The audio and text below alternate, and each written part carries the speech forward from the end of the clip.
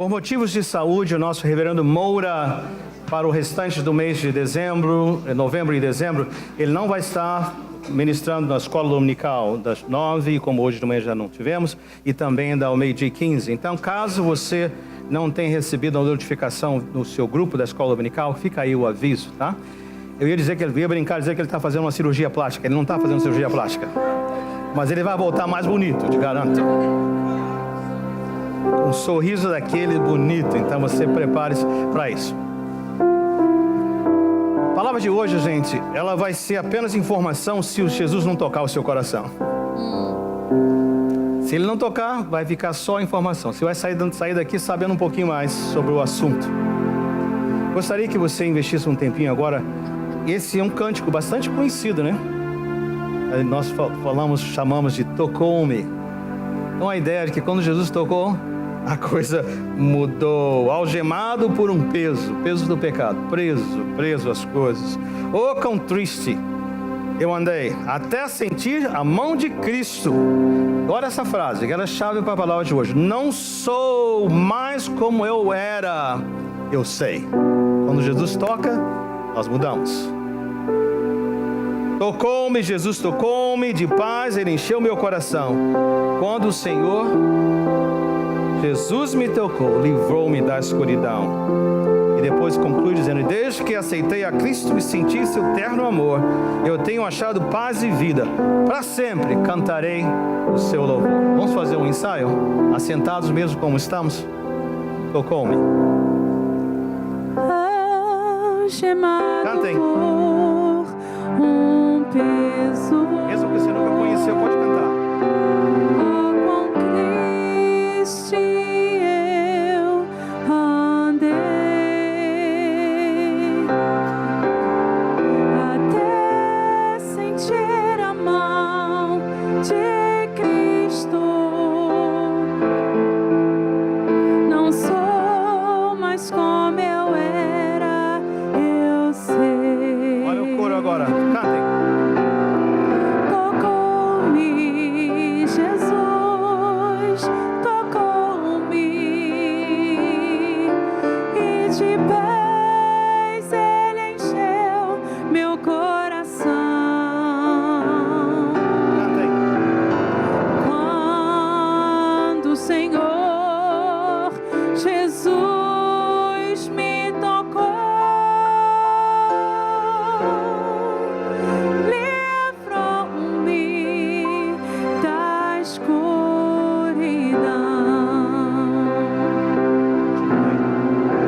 Desde que aceitei a Cristo e senti seu terno amor, tenho achado paz e vida. Para sempre cantarei em seu louvor. Tocou-me, Jesus, tocou-me, e de paz ele encheu meu coração. Quando o Senhor Jesus me tocou,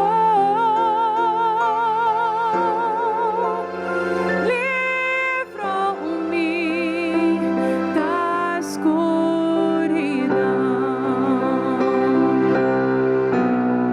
Tocou-me, Jesus, tocou-me, e de paz ele encheu meu coração. Quando o Senhor Jesus me tocou, livrou-me da escuridão. Tome posse dessa verdade. Se ele não tocou você ainda, que hoje seja o dia do toque de Jesus. Experimente essa paz. E só Ele pode dar. Esse foi um ensaio. Daqui no final da palavra vamos cantar de novo. E dar a você uma oportunidade de dizer: Senhor, toca no meu ser. Amém?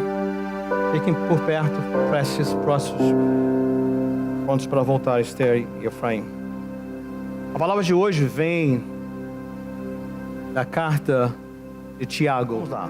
A palavra de hoje, como eu falei semana passada, né? Talvez não sirva para vocês, né? Que aqui ninguém tem problema de língua nessa CP. Todo mundo aqui é santo, bem maduro e tudo mais.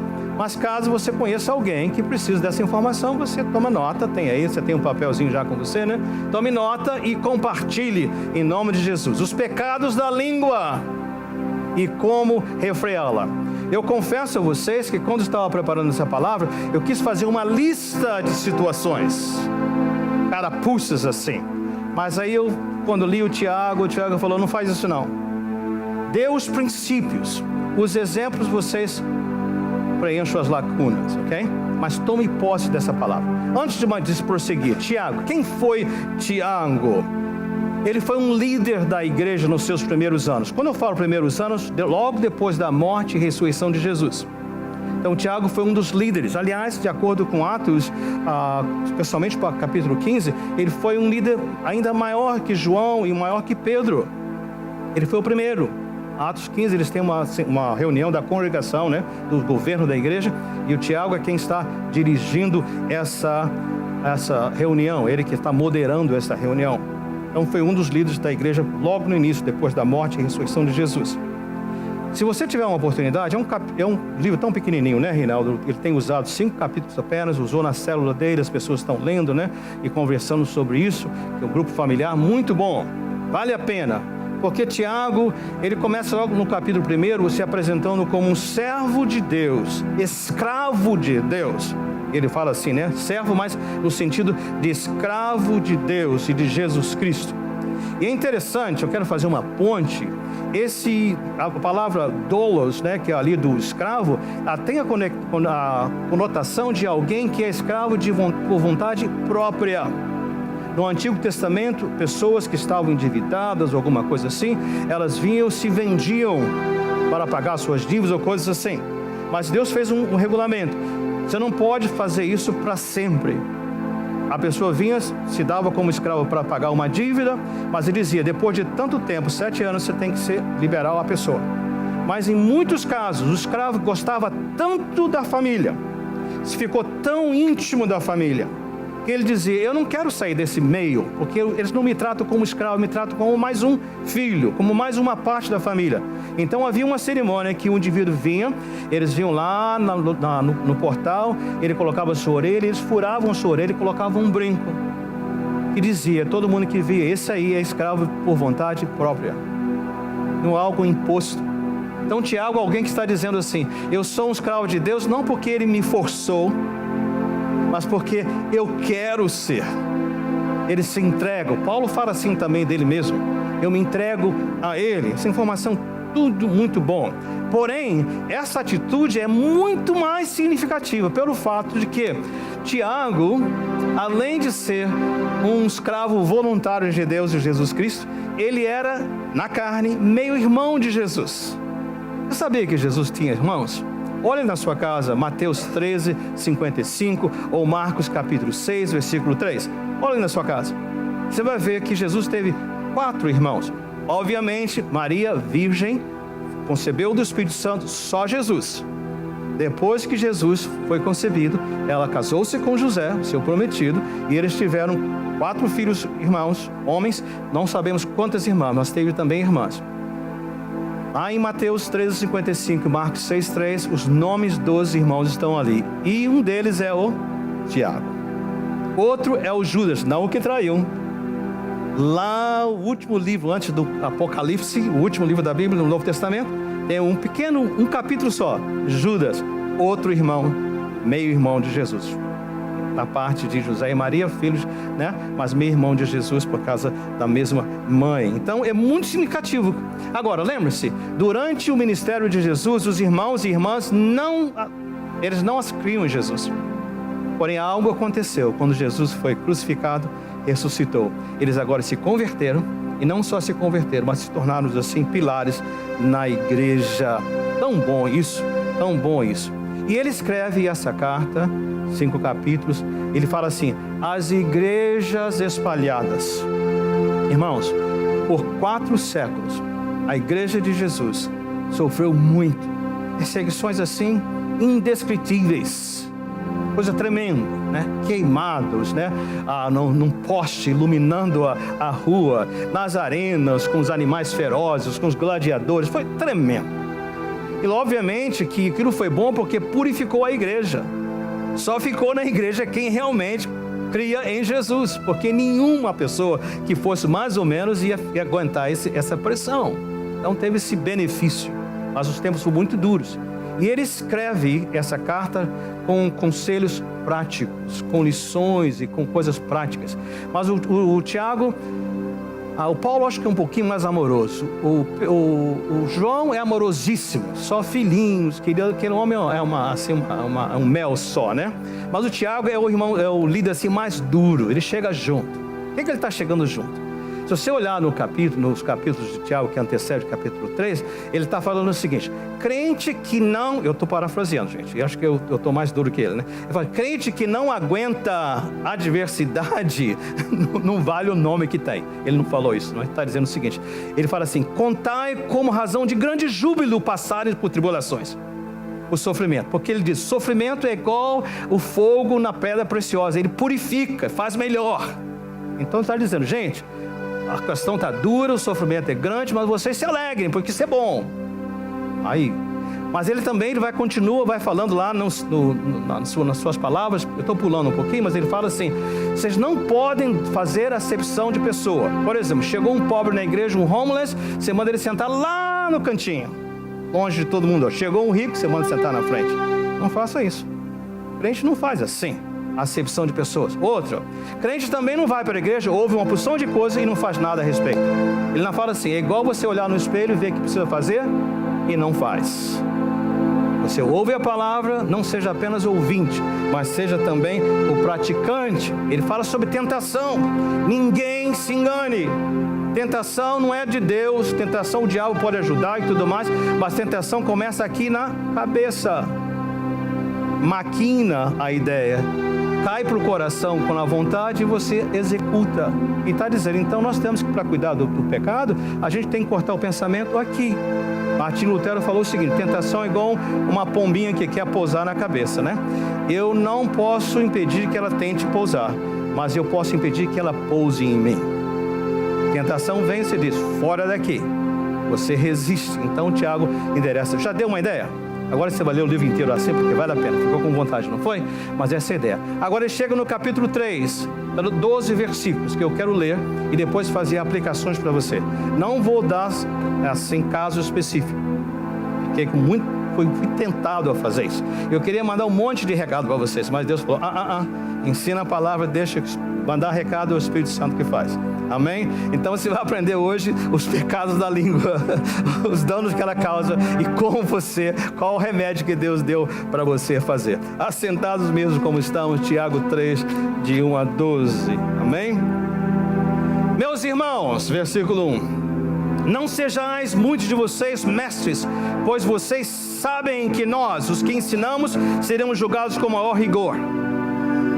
Todos tropeçamos de muitas maneiras. Se alguém não tropeça no falar, tal homem, tal pessoa é perfeito, sendo também capaz de dominar todo o seu corpo. Quando colocamos freios na boca dos cavalos para que eles nos obedeçam, podemos controlar o animal todo. Também como exemplo os navios, embora sejam tão grandes e impelidos por fortes ventos, são dirigidos por um leme muito pequeno, conforme a vontade do piloto. Semelhantemente, a língua é um pequeno órgão do corpo, mas se vangloria de grandes coisas. Vejam como um grande bosque é incendiado por uma simples fagulha. Assim também, a língua é um fogo, é um mundo de iniquidade.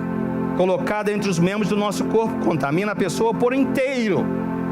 Incendeia todo o curso de sua vida, sendo ela mesma incendiada pelo inferno. Jogando duro, né?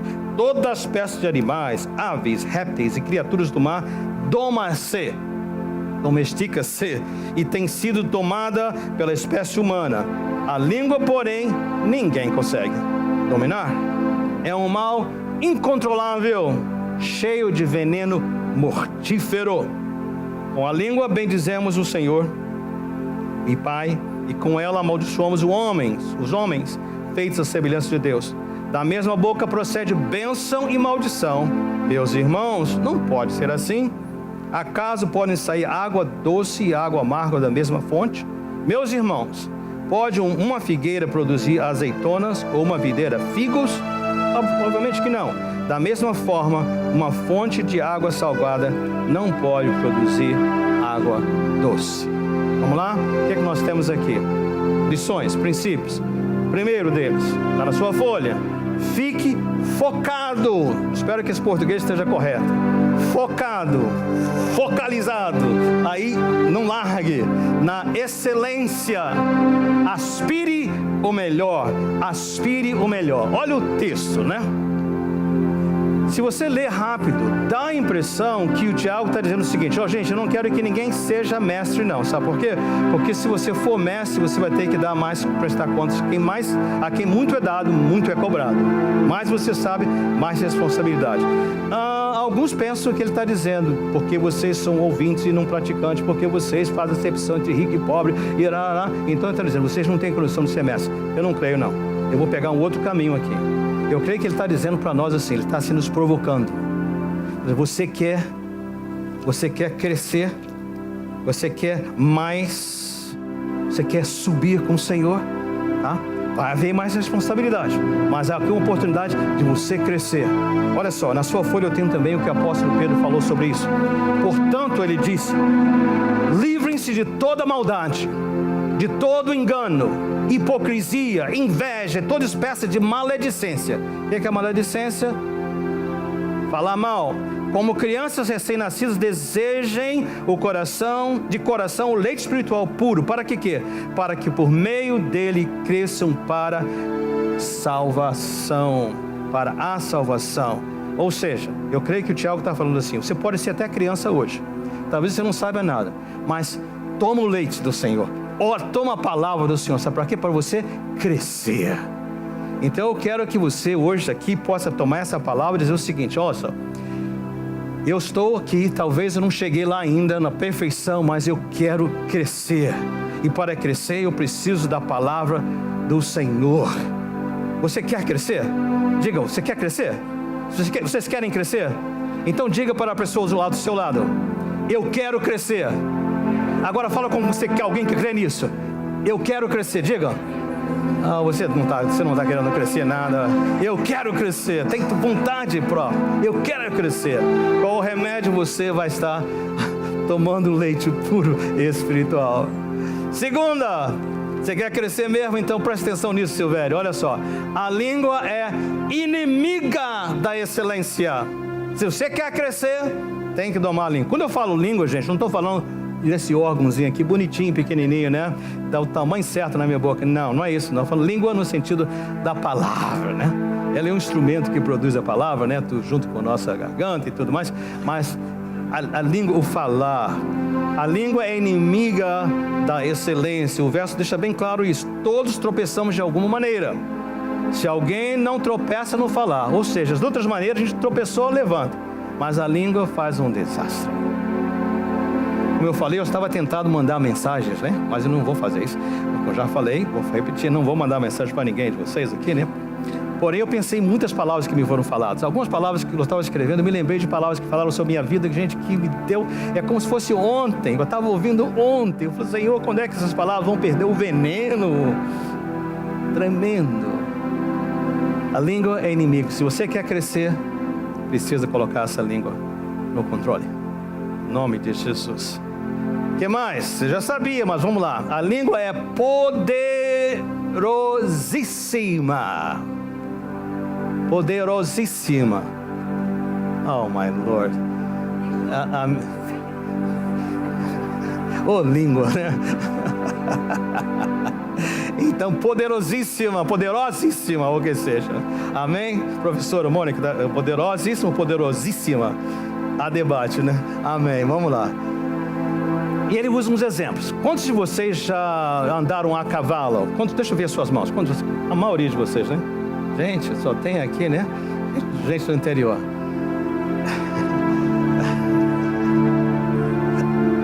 Você sabe que andar a cavalo, né? Aquele, dependendo do tamanho dele, aquele enorme daquele animal, né?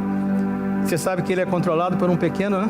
Uma coisinha de nada, um freio. Que é para machucar mesmo, né? Tem a rédea, então você puxa. Então aquelas feras são controladas por um freio. Ele está dizendo, você quer saber como é a língua? Você precisa colocar um cabresto na sua língua, né? Ai, ai, ai. Não chega em casa e fala assim, marido, o pastor falou que você tem que botar um cabresto na sua língua. Nem fala, mulher, não façam isso, tá? Quando colocamos freios na boca dos cavalos, para que não eles nos obedeçam, podemos controlar o animal todo. Então você vê cavalos e rédeas. Olha só, navios e lemes. Tomem também como exemplo os navios, embora sejam tão grandes e impelidos por fortes ventos, são dirigidos por um leme muito pequeno, conforme a vontade do piloto. Naquela época os navios eram movidos à vela, havia remos também, né? Mas a maior parte do tempo era um vento poderoso que fazia com que os navios fossem, né?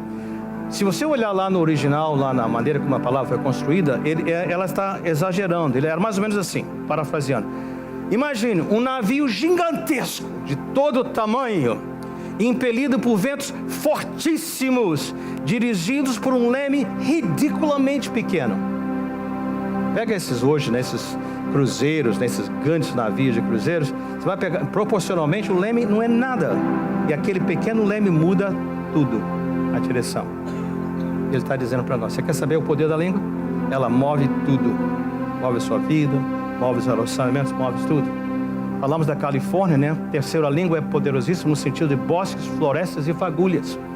Sei que está um debate, um acusa o outro, disseram que foi uma companhia de eletricidade que um cabo caiu que fez. Outras vezes falam que foi alguém que deixou um cigarro ou alguém que não apagou o fogo de um acampamento, o que seja. Mas uma fagulha faz essa desgraça inteira. Você quer ver a língua? Ela faz isso. Ela bate, ela vem e fala. Talvez na história vocês vão falar do indivíduo chamado Gandhi, que foi muito importante na libertação da Índia, do país da Índia, famoso no mundo inteiro, nos seus ensinos e tudo mais. E dizem que uma vez alguém o defamou muito, falou mentiras a seu respeito, estragou a sua reputação. A pessoa depois caiu em si, voltou para ele e para pedir perdão. Ele falou o seguinte, olha, subiram num lugar bem alto, ele pegou um travesseiro de penas daqueles antigos, lembra? Ele abriu o travesseiro e as penas, o vento as levou. Ele falou, eu perdoo você se você puder recolher todas essas penas. Não é esse o nosso princípio aqui, baseado no perdão? Mas tem esse detalhe. As palavras vão, como eu falei, eu estava me lembrando, né, de palavras que eu ouvi quando eu tinha 15, 16 anos de idade, como se fosse a pessoa do meu lado falando outra vez aquilo. Eu falei, Senhor, que desgraça é isso, né? Como é que fica com a gente, né? Então você vê que ela incendeia, mas o Tiago chega mais forte, ele vai chega mais junto. Agente do inferno. Assim também a língua é um fogo, é um mundo de iniquidade, de maldade, colocado entre os membros do nosso corpo, contamina a pessoa por inteiro, incendeia e todo o custo da sua vida, sendo ela mesma incendiada pelo inferno. E quando Tiago escreveu, em Jerusalém havia um lugar onde eles queimavam lixo. A palavra lá no original é Gehenna, ou seja, um lixo que nunca parava de queimar. Todo o tempo que você passava ali, sempre um lixo queimando. Ele está dizendo isso aí, é um inferno sem fim. Não é o inferno do final dos tempos, mas um destruir. São agentes do inferno. E ele chega mais junto ainda. A língua não só poderosa só por isso, mas também porque ela é um veneno, é cheia de veneno mortífero. É uma serpente venenosa. Tá pegando então o perigo dela? Tá? Então começou com excelência, depois vem para esse aspecto de que eu saber que a língua conspira contra a excelência e saber que ela tem muito poder. Se eu conheço o meu inimigo, eu vou poder lidar com ele. antes de nós chegarmos para a solução, ouça essa verdade. Duplicidade não funciona. Ou seja, eu louvo a Deus e eu amaldiçoo pessoas. Eu louvo a Deus, amaldiçoo pessoas. O que quer dizer?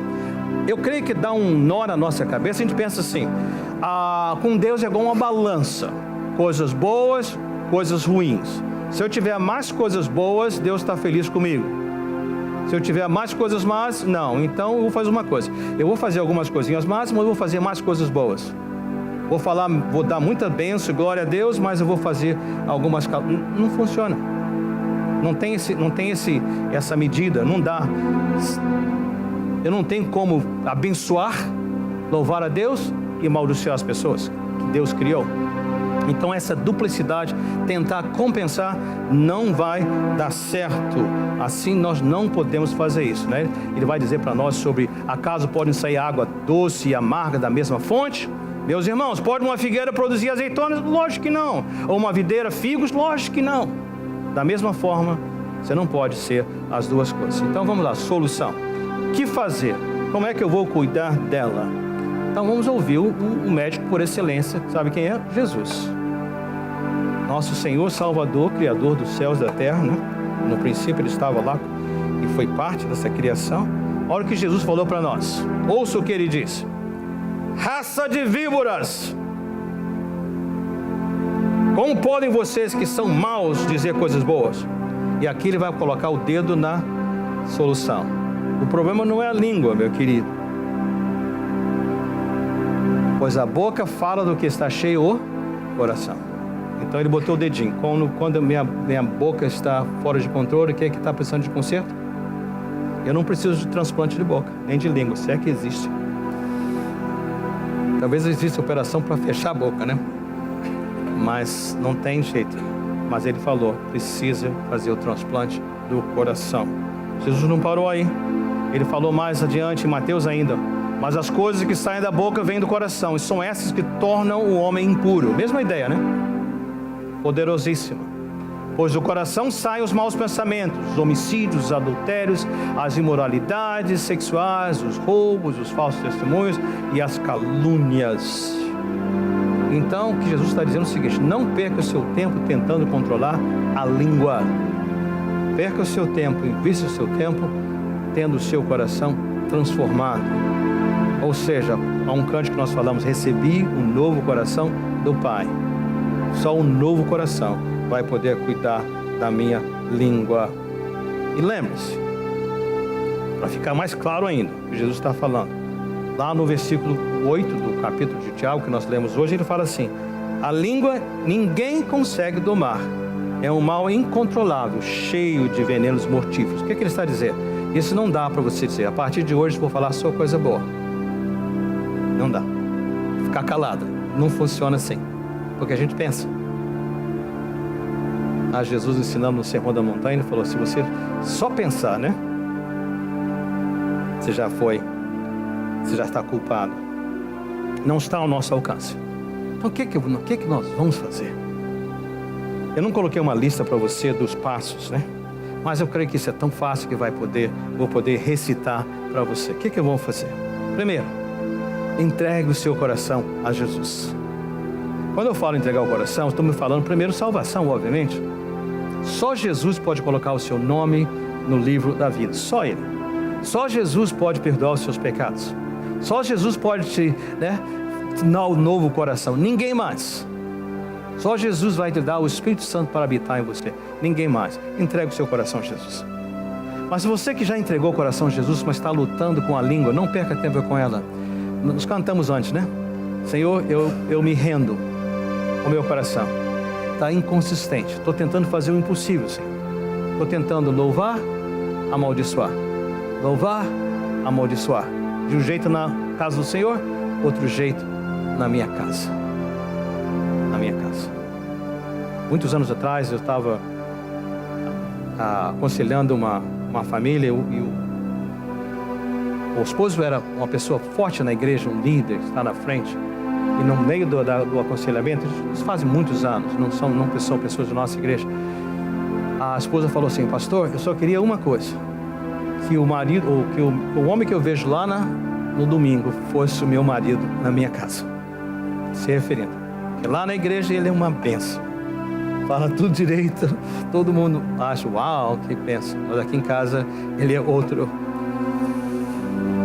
Entregue o seu coração a Jesus. Quer dizer para você e para mim o seguinte: se você está andando desse jeito, que a palavra, que sai, a palavra de Deus é muito clara, não saia da vossa boca palavra alguma que não seja para edificar, cheia de graça, até dizer a verdade com jeito, falar a verdade uns com os outros em amor.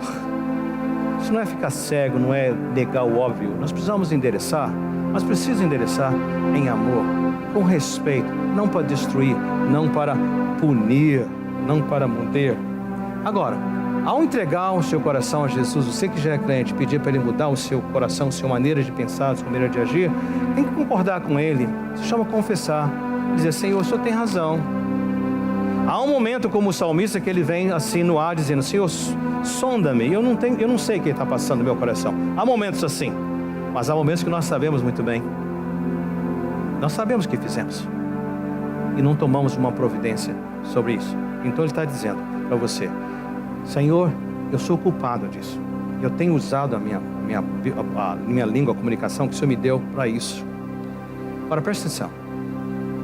99,9% de nós somos ao mesmo tempo vítimas e ofensores. Alguém machucou você com a palavra? É quase impossível que nós passamos a vida aqui, nesse mundo quebrado, que alguém não tenha nos machucado com palavras. A lista é enorme. Palavra bem clara: perdão. A maneira como Deus te perdoa, perdoe. Estenda o perdão. Mas também 99,9% seguro de que você ofendeu alguém. Vítima e ofensor. Irmãos, eu sei que é complicado isso, mas não tem jeito de dar a volta. Temos que fazer restituição. Temos que chegar juntos e dizer: eu pequei contra você. Eu falei mal de você. Eu falei o que não devia, tá? Então precisa perdoar, procurar as pessoas que pecaram contra você, perdoá-las. Pessoas que você pecou contra elas, também dizer: eu preciso do seu perdão. Se você fizer isso, você vai poder começar um novo capítulo. Você vai poder dizer como a canção que nós começamos esse palavra com ele: tocou-me, eu já não sou mais o que eu era. Ou como o apóstolo fala: agora eu sou uma nova criatura em Cristo Jesus. Ou como ele fala ainda: já estou crucificado com Cristo, e a vida que eu agora vivo, eu vivo pela fé no Filho de Deus que se entregou por mim. Ele vive em mim. Amém? Vamos fazer do nosso cântico a nossa oração? Jarlison, você pode fazer um favor? Não, Osiel, por favor. Avise a Késia que estamos prontos para as crianças. Igreja, fiquem de pé. Cante esse cântico. Mesmo que você nunca o tenha ouvido antes. Cante com a sua alma, dizendo: tocou-me. Está no passado. Se precisa, toque-me hoje, Senhor. E receba do Senhor esse novo coração. E esse novo coração vai ser responsável pelo novo ser. Em o nome de Jesus. Todos de pé, por favor, cantemos essa oração. Algemado por um peso. Esse é o antigo eu. Oh, quão triste eu andei, até sentir a mão de Cristo.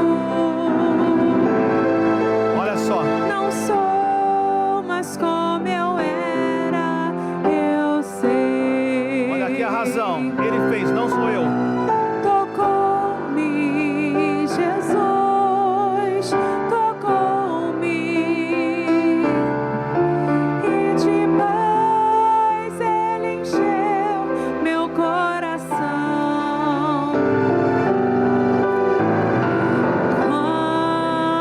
Quando o Senhor Jesus me tocou,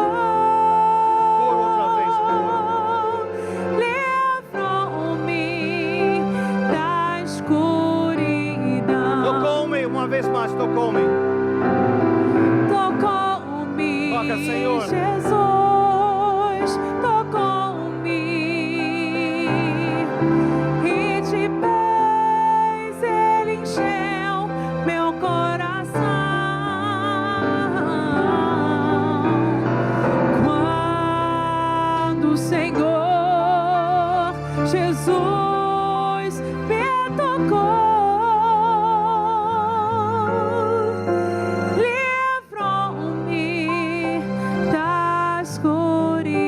Aleluia. Por favor, sente-se por um momento mais. Temos uma participação especial das nossas crianças.